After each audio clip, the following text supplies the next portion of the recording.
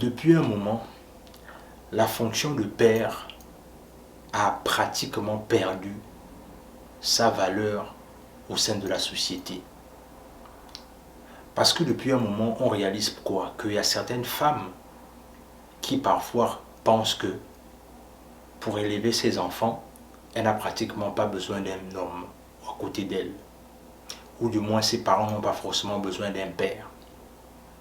Et cette fonction de père est souvent un peu parfois relayée. Pourquoi? Parce qu'il y a certaines femmes également qui estiment aussi qu'elles peuvent s'en sortir toutes seules.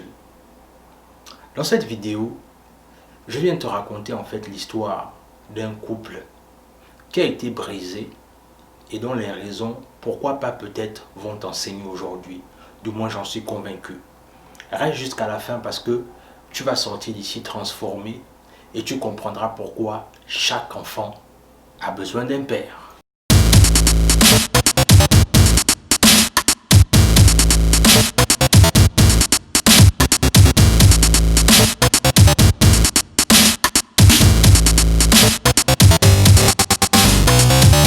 Salut, moi c'est Warren et bienvenue dans ma chaîne Guerrier Mental.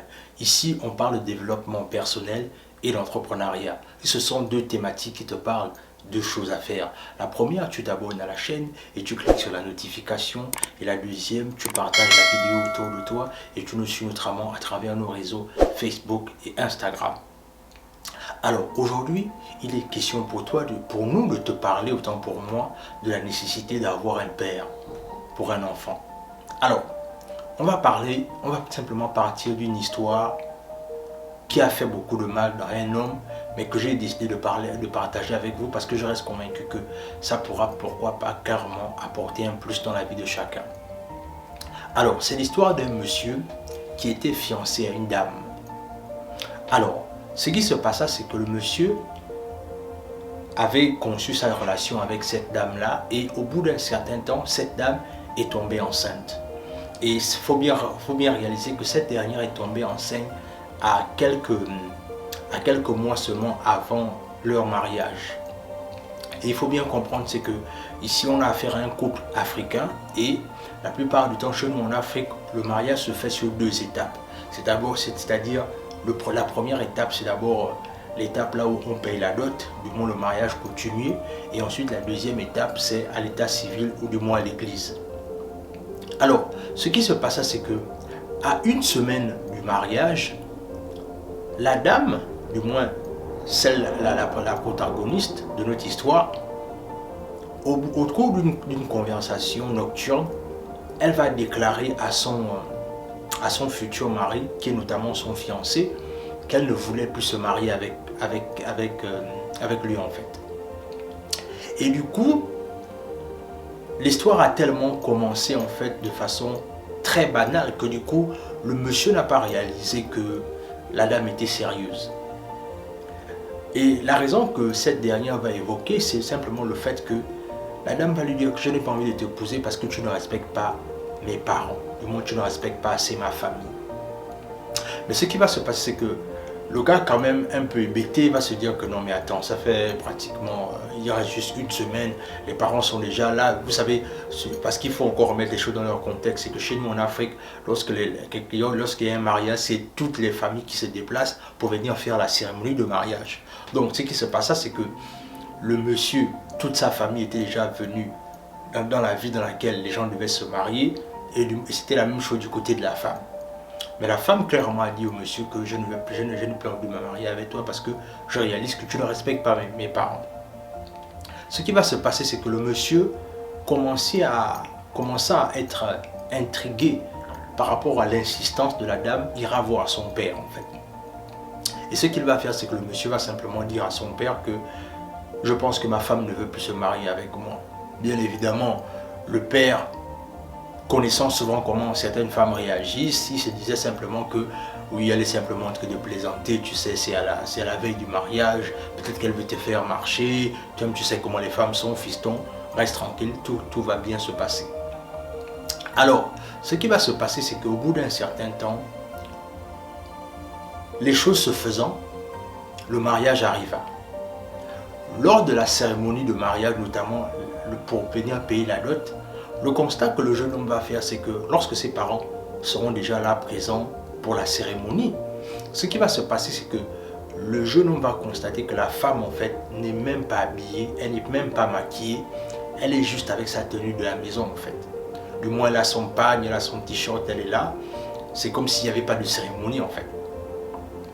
Et le jeune homme, même fois encore, ira voir la jeune femme, histoire de obtempérer avec elle pour que, s'il y a possibilité, pour qu'elle revienne sur sa décision. Ce qui ne va pas se faire.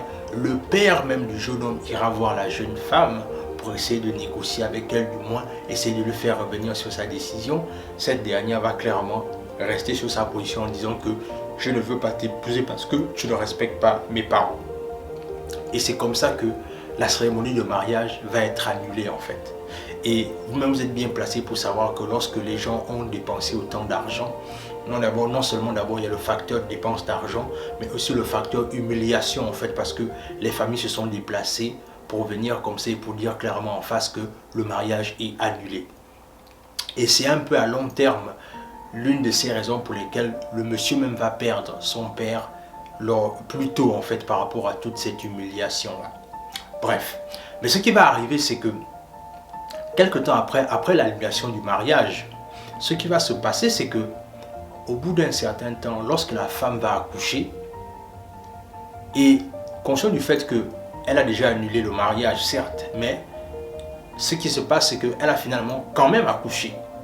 Et du coup, ce qui va se passer, c'est que le jeune homme va apprendre que la dame a finalement accouché d'un garçon. Ce qui va se passer, c'est que il y aura ce qu'on appelle chez nous en Afrique la cérémonie du nom. Et la cérémonie du nom, c'est la cérémonie là où genre on baptise le nom, on donne à l'enfant un nom, on lui donne des bénédictions, etc., etc. Et ce qui va se passer, c'est que au bout d'un certain temps, le monsieur va venir à la cérémonie en fait.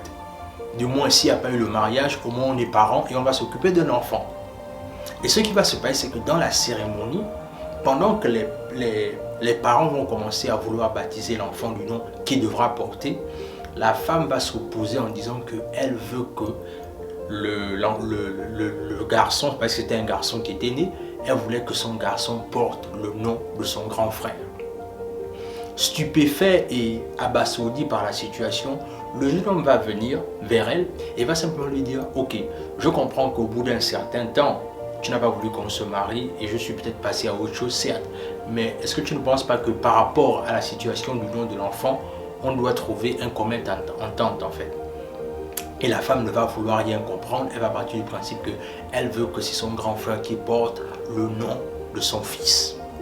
Et énervé par la situation, ce qui va arriver, c'est que le jeune homme va partir de là avec sa famille, humilié une deuxième fois de plus, et notamment qui sera la fois de trop. Et ce qui va arriver, c'est que au fur et à mesure que l'enfant va naître, l'enfant va grandir, le jeune homme, au-delà de toutes les humiliations qu'il a vécues avec cette dame-là, va quand même essayer de vouloir entretenir une relation avec son fils. Mais au bout d'un certain temps, ce qui va arriver, c'est qu'il y aura trop de palabres autour de l'histoire, c'est-à-dire notamment à travers la garde de l'enfant. Ce qui va amener le fait que le jeune homme va décider de partir tout en laissant l'enfant grandir tout seul. Et c'est comme ça que l'enfant va grandir sans père.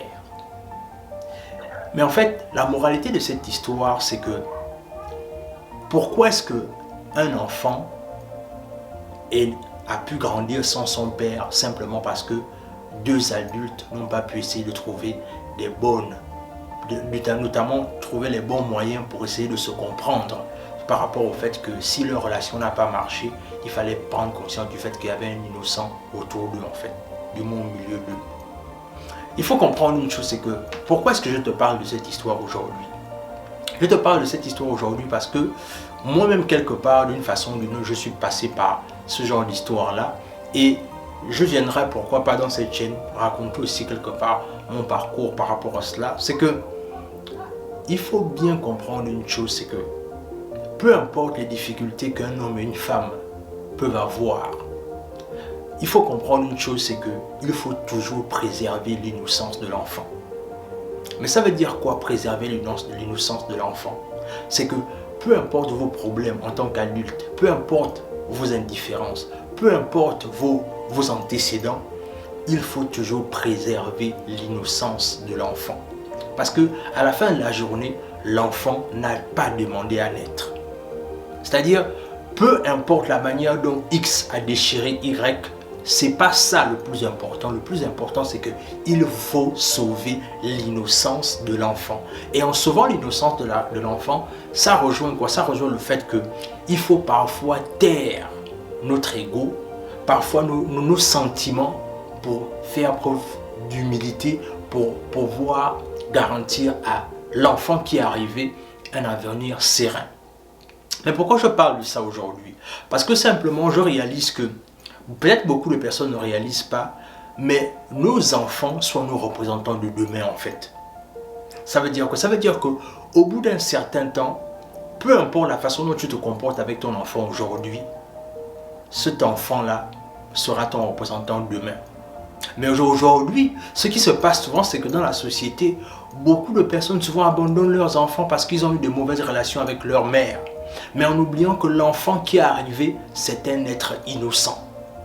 Je vais même aller plus loin en disant que même si la femme se comporte mal avec toi à tous les niveaux que ce soit et que tu as toutes les raisons de partir, rappelle-toi que si tu pars, qui va donner un exemple à ton fils ou à ta fille quand l'enfant va grandir?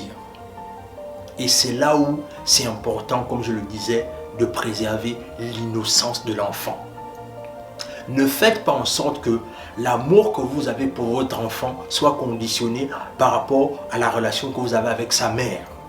Ne faites pas en sorte que l'amour que vous avez pour votre enfant soit conditionné avec la relation que vous avez avec son père. Parce que c'est là où souvent beaucoup de personnes chutent en fait.